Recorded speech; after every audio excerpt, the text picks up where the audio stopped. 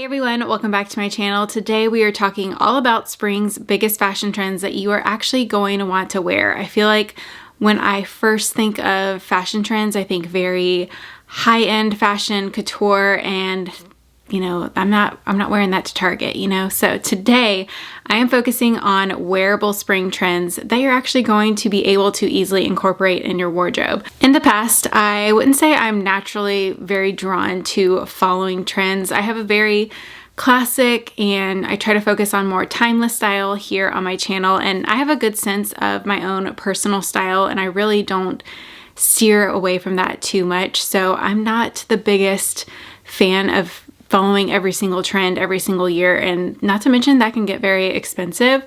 But this season especially, there are really easy trends that I'm actually naturally drawn to and plan to incorporate in my wardrobe. So today I am sharing all of those with you. Before we jump in, if you're new, just wanted to say hello. My name's Amanda, and if you love watching fashion videos here on YouTube, definitely hit the red subscribe button down below. I make lots of videos related to fashion, lots of try-on hauls with current new arrivals, and I try to maximize things in your wardrobe by styling them multiple ways. So if you're into that type of content, definitely subscribe and be sure to give this video a thumbs up as well. The first spring trend we're going to talk about is the Pantone color of the year. And if you didn't know, or if you're not familiar with this, every single year Pantone releases a new shade at the beginning of the year, and this shade is widely incorporated pretty much throughout all genres. You can find it in not only fashion, but also home decor, paint color trends. It can pretty much be found everywhere. And I am not usually super drawn to the Pantone color of the year because personally, I like to stick to the colors that I already have in my wardrobe, like neutrals, blush pinks. I do like soft pastels. So this color actually makes sense for my wardrobe and I find it very wearable. And the color of the year is very peri. So I have definitely seen a lot of really pretty periwinkles and especially lilac more so incorporated in a lot of the new releases for the upcoming spring season. And I went through my own wardrobe to see, that's kind of how I can gauge whether or not I think this is a trend that I kind of want to hop on. If I already have something that's somewhat on trend, that's a good indicator that this is something that you've already liked and you're already drawn to, and you're more likely to wear it if you do invest in the trend. So I found two pieces that I would say they're not like exactly very peri, but they're still on trend, incorporating that more purple hue into the wardrobe. So the first dress that I found is this floral maxi dress. This is a full-length maxi dress. It does have buttons. It's nursing friendly. This would be great for, I would say, like a shower or like even maternity photos or family photos. And I do feel like, although this isn't very peri per se, it's still trending with that purple tone. So go ahead and look in your closet and see if you already have some of these trends that I'm mentioning throughout the video. And that way they can be like at the top of your radar to start incorporating some new things into your everyday wear. And then the other dress that I had in my wardrobe that I thought integrated this trend very well is this floral dress. Again, it's a full-length maxi floral, and it has a very light lilac tone throughout the floral. So this doesn't scream purple.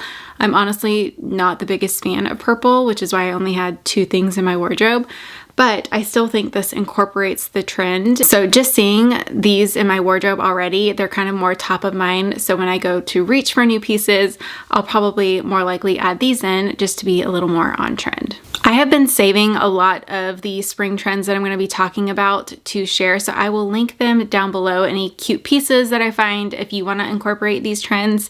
And the very peri or lilac color has been probably the easiest trend to find, and again, that's because the Pantone color is a pretty popular thing and a lot of brands get on that trend. But I have seen this with workwear, very wearable, blazers, and ways to integrate this. So I feel like this is probably one of the easiest wearable spring trends to incorporate. Trend number 2 to start wearing this upcoming spring season is pink gingham. Now, I did not have to look very far in my wardrobe to find pieces that I can easily incorporate. I have already been drawn to pink gingham for years, it seems, but I'm loving how easy it is to find pink gingham now since it is more trending. So I looked in my wardrobe and found around a couple things. This pink gingham dress. This is like a really nice kind of linen material. It has a little more weight to it, so I can definitely start wearing this come spring season. I actually picked this up last fall and wore it with booties. So I adore this like soft pink gingham print. And then another dress I also already had on hand is this pink gingham full smocked dress. I actually got this when I was pregnant, and so if you're pregnant, it's really cute to like show off your bump in this, though I would recommend a size up if it's still available. I'm already a huge fan of pink gingham, and I just love how like abundant it is at the moment to find. Another recent spring gingham purchase, y'all saw this in my Target try-on haul. If you have missed that, I will link it here if you want to watch it.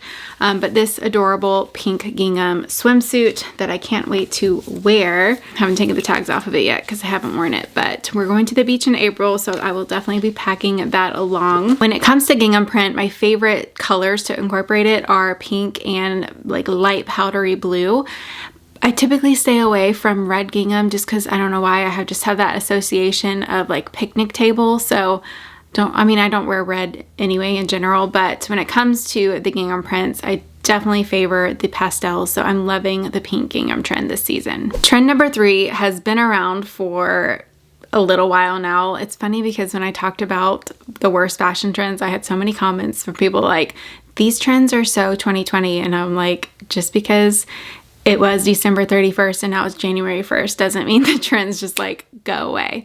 So yeah, this trend has been around and it's really not going anywhere. In fact, I see it even more abundantly now currently for spring. And that's because it kind of makes more sense than in the fall season. And that is like bringing back the kind of 90s schoolgirl look. So Clueless and things like that. A lot of times you see this trend incorporated as a pairing. So you'll see the matching top with the matching bottom. And I feel like that's also essentially another trend. It's just a matter of how you want to embrace it, I guess. If you want to go full on more schoolgirl with the plaid, or if you just want to go with something more of a pairing set. So one of the examples I pulled from my closet is this tweed cropped blazer. Y'all have seen this in a couple videos recently here on my channel. It was in my Express haul and also a recent girly workwear video. And I love just this fresh, fun color. It feels more youthful because I feel like sometimes tweed can get like a little grandma on you, but at the same time, it's just such a classic. I mean, it reminds me of Chanel, so tweed can do no wrong. I'm not only seeing this trend with more tweed textures, but also more of like the paneled cardigans with the like contrasted pockets. So you'll have like a white cardigan with some black piping to kind of contrast it. And I've seen that with cardigans, but also matching skirts as well. My style day to day is definitely more casual. I'm not going to an office or dressing up very much. Like, yeah, my life's not that exciting. So when it comes to incorporating this trend, I feel like you could just pair that, piped cardigan with a pair of casual jeans and even pair it with some sneakers to dress it down. So if you're initially like, oh, that's not really going to work in my casual wardrobe, I do feel like there are ways to easily integrate this.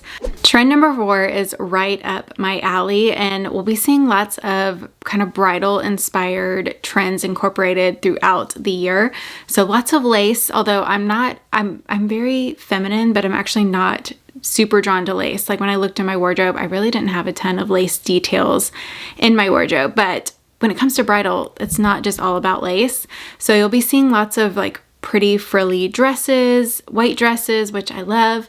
That can easily be incorporated in my wardrobe, but I pulled a couple of fun examples as well from my closet.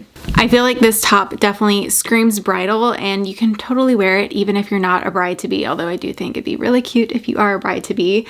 So this is a fun little dotted sheer top. This has been a trend for a couple years, and I have really loved incorporating it still to this day. It's just so girly. This one I featured recently in my Petal and Pup try-on haul. Fortunately, this one's too big, but I do think I'm going to get it tailored, and it looks really cute dressed down with jeans, and like a crisp white sandal would be really cute.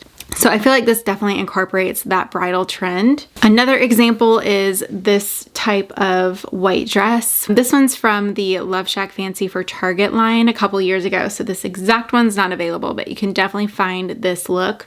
Of course, you can find it at Left Shack Fancy for like $500, but that's not really how we roll here. So I will link some look for less options for y'all, of course, but definitely a trend that I will be incorporating this year. This one actually does have some lace details, so it's a fun way to, I guess, relive your bridal days if you're like me and have been married since 2016. Trend number 5 is the continuation of puffy styles. This was definitely a huge trend in the fall season. I saw it with a lot of quilted handbags, and it's still just here and as popular as ever. So I definitely have some things that I can share in my wardrobe that I already have as far as this trend goes. So these sandals, I have seen it incorporated a lot more this upcoming spring season in shoe wear, whereas before I saw it more often in handbags. So I've found a lot of really cute puffy shoes if you are on the hunt for some.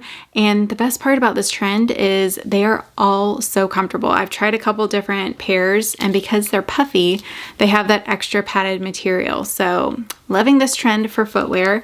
And speaking of spring footwear, I do have a spring shoe video coming up at the end of this month, if not like the first week of March. So if you're into shoes, I have some good ones coming your way.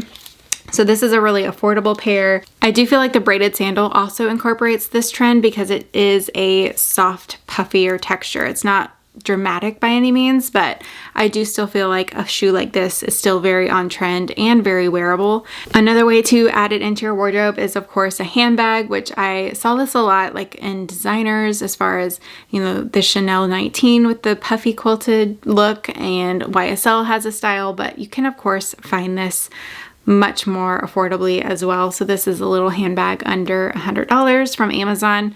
Featured this in my Amazon try-on haul. If you haven't seen that, I will link it here. I recently got the Tory Burch sandal. These came out last year and it took me a little bit to warm up to because I'm just such a fan of the classic Miller sandal. I actually got these for a great deal from Zulily. So I'll be having a Zulily haul coming up because you can get some great deals on there. Trend number 6 is leather textures, and leather is like very much a classic, but you typically see it more often during the fall and winter months. However, I'm seeing updated silhouettes in leather from, you know, the mini skirt to like really chic leather skirts and leather dresses and things like that. So I don't have a ton of leather in my wardrobe, but I am loving these leather pants. For one, I love the color. These are from Abercrombie.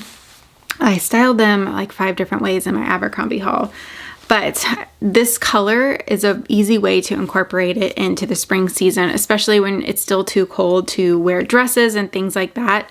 So you can be on trend with the leather pant and then add in like a really chic bridal top. Okay, so this look would be so chic and so on trend. This also incorporates the bridal trend.